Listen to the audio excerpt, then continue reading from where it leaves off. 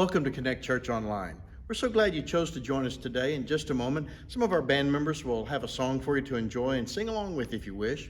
Then I'll bring this morning's message. We'll be together for about 15 minutes, but first, let me take just a moment to let you know how you can connect with us and keep up with the events and what's going on here at Connect Church Waco. Also, how you can give and support what we're doing. Just text Connect Church to 94,000. That's Connect Churches, one word or two, to 94,000. This will provide you with a link to both connect with us and to give if you'd like, or you can go to our website, connectwaco.com/give. If you're in the Waco area, please put Sunday, June 25th at 6 p.m. on your calendar for our Sunday night celebration right here in the Connect Church Auditorium. We're going to have a great evening together and you won't want to miss it. Again, that's Sunday, June 25th at 6 p.m. right here in the Connect Church Auditorium. I want to thank you for connecting and supporting what we're doing, for watching today, and I hope you enjoy this week's online celebration.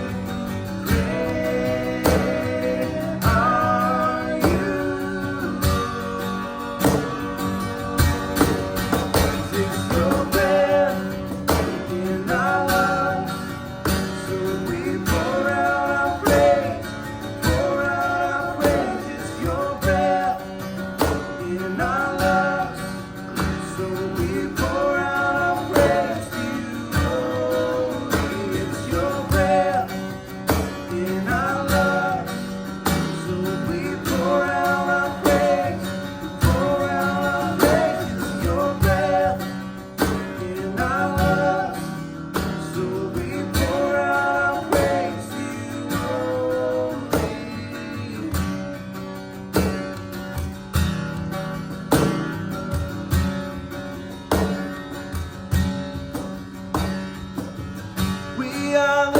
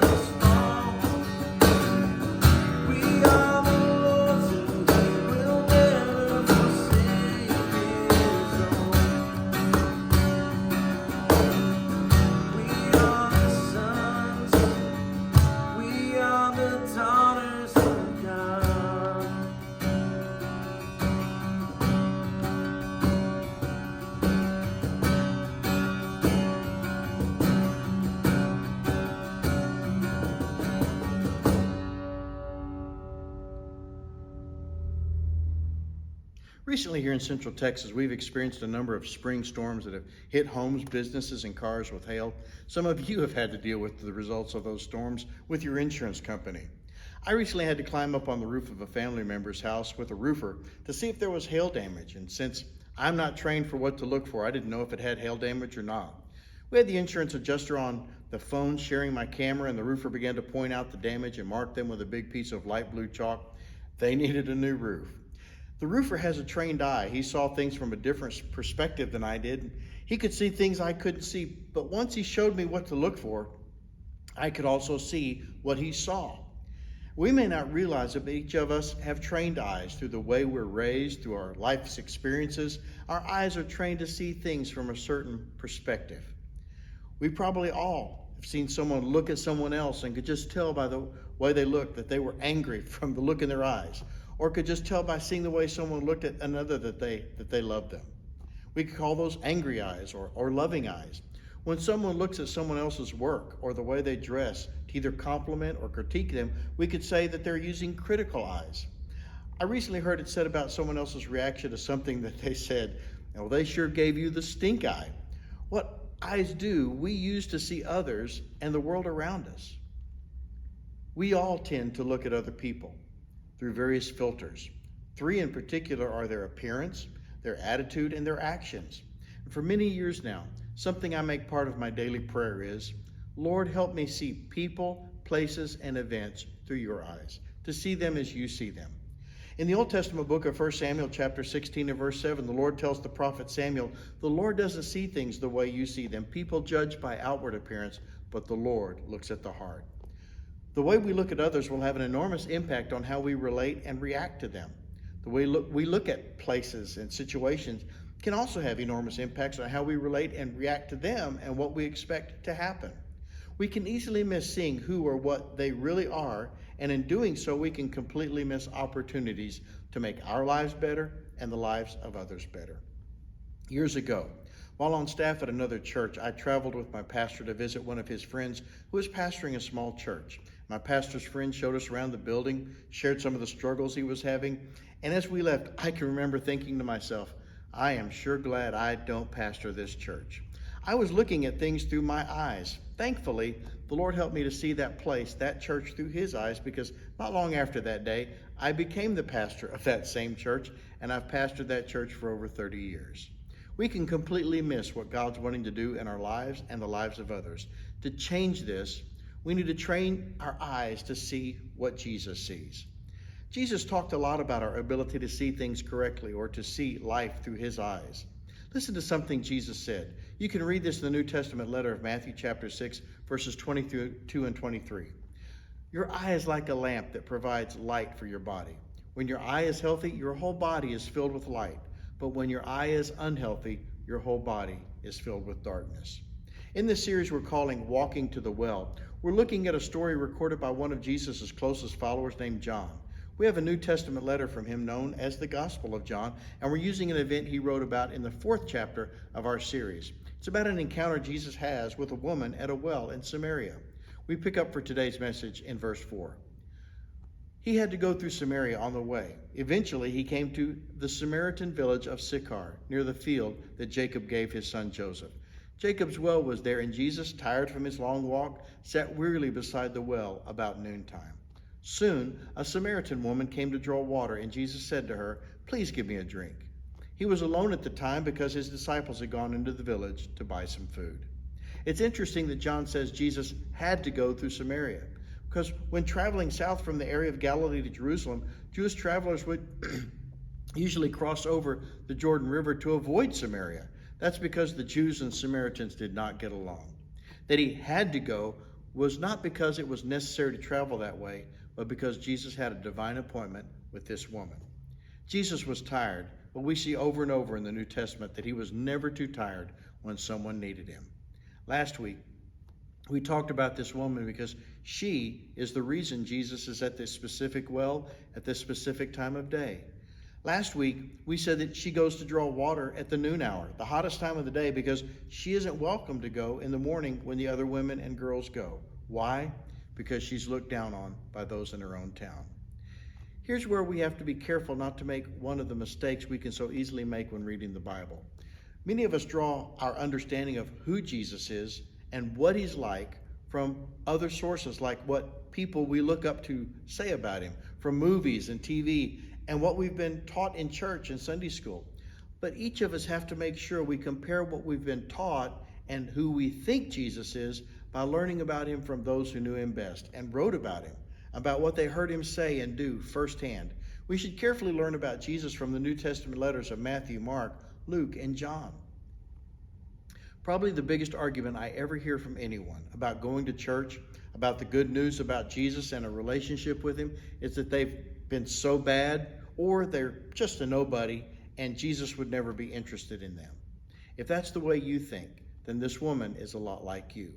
When Jesus asked her for a drink, she's surprised because, as we said, the Jews and Samaritans did not get along, and she was surprised Jesus was even speaking to her. He tells her about the living water he has to offer, the life-changing water he offers, and she's instantly interested, even though she doesn't really understand his offer. She thinks it will save her time and not having to walk to the well every day.